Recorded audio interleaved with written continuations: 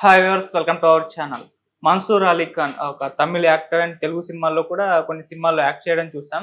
ఆ మధ్య త్రిష గారి పైన కొన్ని కామెంట్స్ చేయడం వల్ల ఇంకాస్త ఫేమస్ అవ్వడం కూడా చూసాం. అయితే ఇప్పుడు ఆయన ఆసుపత్రి పాలయ్యాడు, అనారోగ్యానికి గురయ్యాడని చెప్పేసి వార్తలు రావడం చూస్తున్నాం. అసలు ఆయనకి ఏమైంది, ఇప్పుడు ఆయన కండిషన్ ఏ విధంగా ఉంది?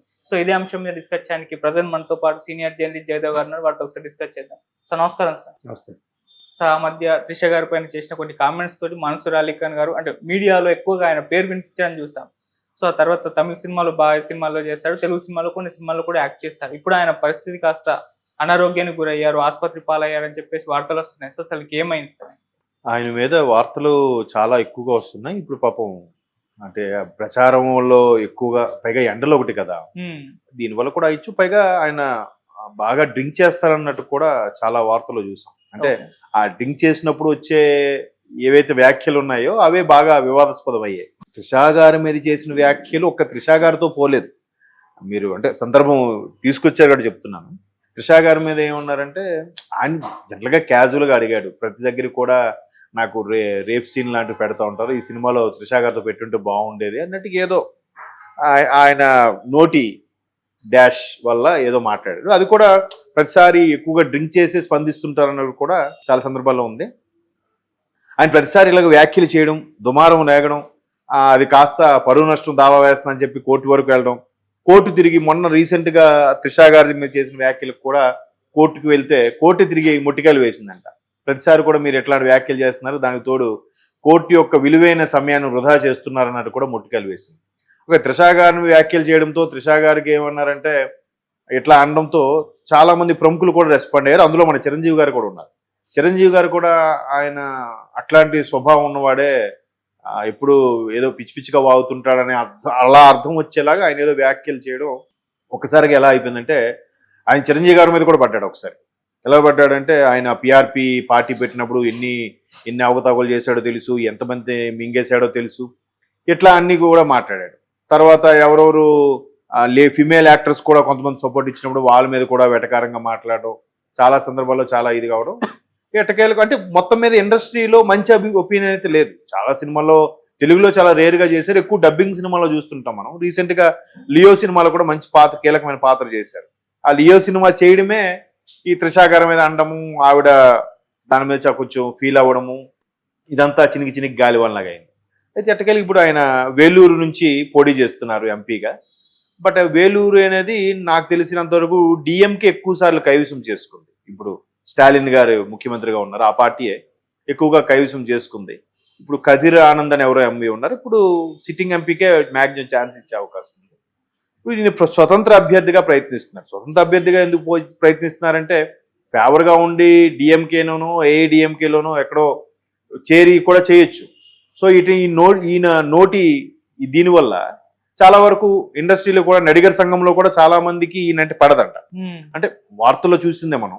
నడిగర్ సంఘం అంటే అది వాళ్ళు ఫిల్మ్ సంబంధించిన సంఘం ఏదైతే ఉంటుందో అసోసియేషన్, దాని నడిగర్ సంఘం అంటే మనకి మా అన్నట్టుగా మూవీ ఆర్టిస్ట్ అసోసియేషన్ మా లాగా వాళ్ళకి నడిగర్ సంఘం అని ఉంటుంది. ఆ నడిగర్ సంఘంలో కూడా ఈయనంటే ఎక్కువగా ఇంప్రెషన్ లేని వాళ్ళు ఎక్కువ ఉండడం వల్ల కూడా మేబీ ఇండస్ట్రీ నుంచి సపోర్ట్ లేకపోవడం వల్ల స్వతంత్ర అభ్యర్థిగా పోటీ చేయండొచ్చు. దానివల్ల కొంచెం అస్వస్థత గురయ్యారు, హాస్పిటల్లో ఉన్నారంటున్నారు. దానికి తోడు ఇండస్ట్రీ వాళ్ళు ఎక్కువ మంది ఇట్లాంటి రకరకాల అలవాట్లకి వాటికి ఇది అవ్వడం వల్ల కూడా చాలామంది గతంలో సీనియర్ యాక్టర్లు కూడా ఇబ్బంది పడడం మనం చూసాం, అంటే వార్తల్లో గట్రా చూసాం. ఇప్పుడు ఈయన కూడా భారీ శరీరం ఉన్నప్పుడు, అటువంటి అలవాట్లు ఉన్నప్పుడు ఒక్కసారిగా డీహైడ్రేట్ అయిపోవడం, లేదా కొన్ని రకాల దాన్ని ఏమంటారు మానసిక ఆందోళన గురైనప్పుడు కూడా ఆ శరీరంకి వాళ్ళకుండే కొన్ని రకాల అలవాట్లకి ఇబ్బంది పడతారు. మేబీ బై గాడ్ గ్రేస్ ఆయన సేఫ్గా బయటకు రావాలని కోరుకుందాం. వేలూరు నుంచి పోటీ చేస్తున్నారు కాబట్టి కొద్దిగా టఫ్గా ఉంటుంది. మేబీ రేపు 19న ఎప్పుడు వాళ్ళకి పోలింగ్, అంటే ఇవాళతో ముగి ఉండొచ్చు. ఎందుకంటే రేపు మధ్యలో ఒకరోజు 18వ తేదీ ఉంటుండగా ఈరోజు సాయంత్రం 17వ తేదీ సాయంత్రం 5 గంటల వరకే ఉంటుంది క్యాన్వాసింగ్ అవకాశం. లక్కీగా ఆయన అస్వస్థత గురవడం, ఇలాగ ఎన్నికల క్యాన్వాసింగ్ కూడా ముగియడం కూడా ఒక విధంగా ప్లస్ అయింది. మరి స్వతంత్ర అభ్యర్థిగా పోటీ చేశారు కాబట్టి అక్కడ డిఎంకే టగాఫర్గా ఉంది, ఏఐడిఎంకే కూడా టగాఫర్గా ఉంది. మరి ఎవరికి ఛాన్స్ ఇస్తారనేది తెలియదు. ఎందుకంటే తమిళనాడు ప్రజలు ఎప్పుడు కూడా ఏఐడిఎంకే కానీ డిఎంకే కానీ రెండిట్లో ఏదో ఒకదానికి ఒక 5 ఏళ్ళు వీళ్ళకి ఛాన్స్ ఇస్తే ఒక 5 ఏళ్ళు వాళ్ళకి ఛాన్స్ ఇచ్చే అవకాశం ఉంది. బట్ ఎంపీ స్థానాల వరకు మాత్రం డిఎంకే వరకే ఈ వేలూరు పట్టణానికి, వేలూరు డిస్ట్రిక్ట్ హెడ్ క్వార్టర్ కూడా దానికి ఇవ్వడం కూడా జరిగింది. గతంలో కూడా 2004, 2009లో కూడా డిఎంకే వచ్చింది, 14లో డిఎంకే వచ్చింది, మళ్ళీ 2019లో డిఎంకే వచ్చింది. సో అంత బలంగా ఉన్న డిఎంకేకి పైగా ప్రభుత్వం కూడా అక్కడ అదే కాబట్టి ఈయన స్వతంత్ర అభ్యర్థిగా పోటీ చేసిన ఈయనకున్న ఈ అలవాట్లకి ఇది కొంచెం ఇండస్ట్రీలో కూడా గుర్తింపు సరిగ్గా లేని నేపథ్యంలో మరి కాస్త ఖర్చుతో కూడుకున్న పనే కానీ అలాంటి ఖర్చుతో కూడుకున్న నేపథ్యంలో మళ్ళీ ఇలాంటి అస్వస్థకు గురవడం కూడా కొద్దిగా మైనస్సే. టైం బాగాలేదనే చెప్పాలి. గతంలో కూడా చాలా మందితో కూడా ఇష్యూస్ వచ్చాయి ఆయనకి.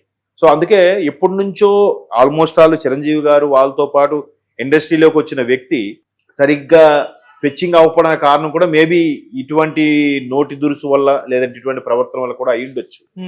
ఎందుకంటే చిరంజీవి గారు జనరల్గా ఎప్పుడు ఎవరిని ఏం అండ ఆయన ఎంతో ఇదైనా కూడా నవ్వి సూరుకుంటాడు. దాన్ని వేరే ప్రెస్ మీట్లో వేరే సందర్భంలో మాట్లాడుతూ పేర్లు ప్రస్తావించుకుని మాట్లాడతారు. అది కూడా హక్ చేసేలా మాట్లాడకుండా జాగ్రత్త మాట్లాడతారు. అటువంటి ఆయనే ఓపెన్గా ఆయన అటువంటి ప్రవర్తన కలగాడే, అటువంటి కొంచెం నోటు దురుసున్నవాడు అన్నట్టు ఓపెన్గా స్టేట్మెంట్ ఇచ్చారు త్రిష విషయంలో. కాబట్టి అటువంటి వ్యక్తికి కూడా ఆయన నొప్పించేలా ప్రవర్తించాడంటే కొంచెం ప్రవర్తన మార్చుకుంటే బాగుంటుందని కూడా చాలా మంది కోర్టు కూడా ముట్టుకెళ్ళి పెట్టిందని కూడా చెప్తున్నా కదా. సో ఇప్పుడు అటువంటి వ్యక్తి మళ్ళీ ప్రజల్లో ప్రజాదరణ పొందడం కోసం ప్రజాప్రతినిధిగా అది కూడా ఇండిపెండెంట్గా చేయాలనుకున్నారంటే మేబీ ఈయన వెనక ఏదైనా పార్టీ ఉందా, లేదంటే ఈయన ఊరికే లేదు నేను ఒకసారి పోటీ చేసి వెళ్దామని అనుకున్నాడో తెలియదు. కానీ స్వతంత్ర అభ్యర్థిగా పోటీ చేయడం కొన్ని రకాల ప్రెజర్స్ కూడా ఉంటాయి కదా, దానివల్ల కూడా ఎండలు విపరీతంగా తమిళనాడు పైగా ఎండలు విపరీతంగా ఉంటాయి.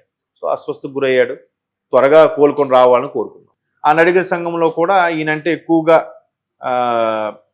ఇంప్రెషన్ లేని వాళ్ళు ఎక్కువ ఉండడం వల్ల కూడా మేబీ ఇండస్ట్రీ నుంచి సపోర్ట్ లేకపోవడం వల్ల స్వతంత్ర అభ్యర్థిగా పోటీ చేయండొచ్చు. దానివల్ల కొంచెం అస్వస్థత గురయ్యారు, హాస్పిటల్లో ఉన్నారంటున్నారు. ఒక్కసారిగా డీహైడ్రేట్ అయిపోవడం లేదా కొన్ని రకాల దాన్ని ఏమంటారు మానసిక ఆందోళన గురైనప్పుడు కూడా ఆ శరీరంకి వాళ్ళకుండే కొన్ని రకాల అలవాట్లకి ఇబ్బంది పడతారు. మేబీ బై గాడ్ గ్రేస్ ఆయన సేఫ్గా బయటకు రావాలని కోరుకుందాం.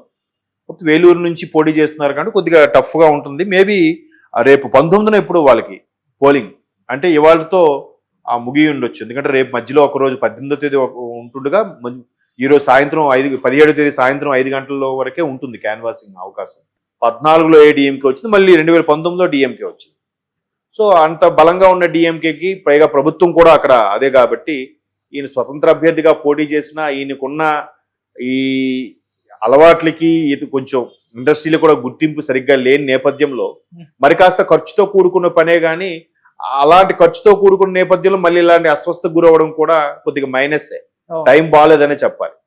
Okay sir, thank you so much sir. Thank you.